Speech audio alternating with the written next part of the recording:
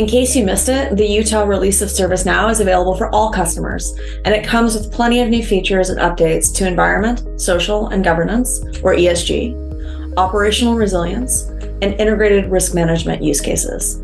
Hello, my name is Melissa Cohoe, and I am the Global Practice Strategist for Security, Risk, and Resilience and ESG at New Rocket, and I'm here to talk with you about what excites me about the Utah release.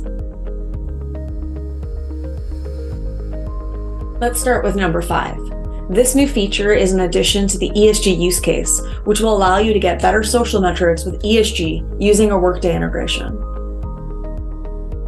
This out-of-the-box integration allows you to bring in metrics from WorkDay to simplify the gathering of social metrics. To take advantage of this ability, you must of course be using WorkDay. Once the integration is configured, you may choose from 150 metrics, which comes pre-baked, and leverage WorkDay information to validate if your reality aligns with your organization's social targets, such as looking at overall compensation to make sure you are achieving pay equity, remuneration of your C-suite, your employee engagement scores, and much more. I love this integration because it takes advantage of the day-to-day work happening elsewhere in your organization and makes the gathering of your social goal metrics less manual and frictionless. In number 4, we have operational resilience, where ServiceNow has an improved user experience and visibility with an updated workspace. This is an interface which is simpler to use, and you'll be able to manage your individual team tasks from a single dashboard. Additionally, and this is the feature I like the most, it will allow you to analyze any red flags against your critical services, such as issues, failed controls, risks, outages, incidents, and changes. This will help you identify the weakest part of your organization's resilience so you can put your time and effort where it matters, when it matters. Moving into the IRM space now, for number 3, we have a new issues architecture, which allows customers to relate issues to multiple risks, controls, and/or entities. This will enable a better impact analysis and reuse of issue.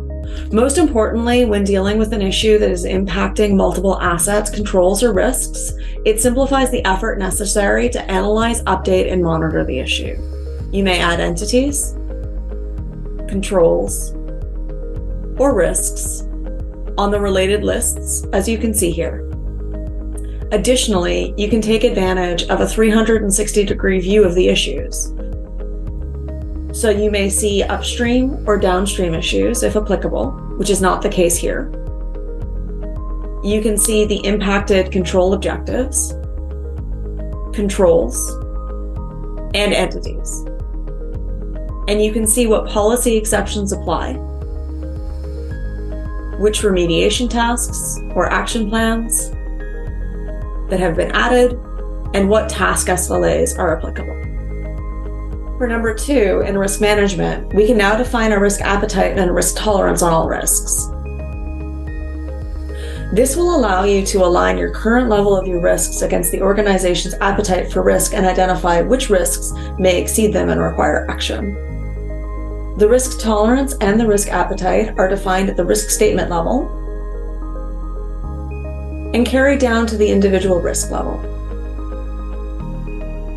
Then, each risk is measured as being within or outside of the appetite based upon the results of your risk assessment.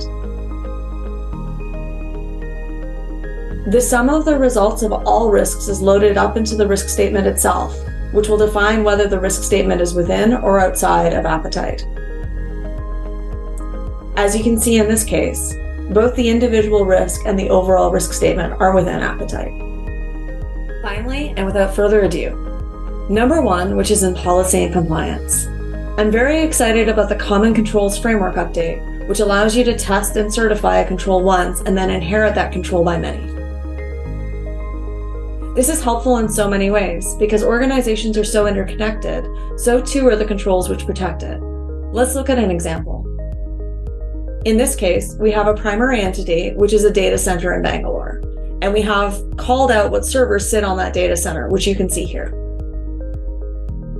The data center has a power backup control in place, and all of the computers which are downstream from the data center are reliant on that control. Therefore, the computers which are in the data center will no longer need to test or provide evidence of that power backup individually. This is a truly test once and comply many method, which will make a massive difference for most companies that have shared technology, which in this day is Legion. And that's all she wrote. There were a lot of great features included in the Utah release, and I was excited by so many that it was hard to choose only 5. If there's a particular feature that you think I missed and that you're really excited about, let me know in the comments. Once again, I'm Melissa Cohoe, and thanks for watching.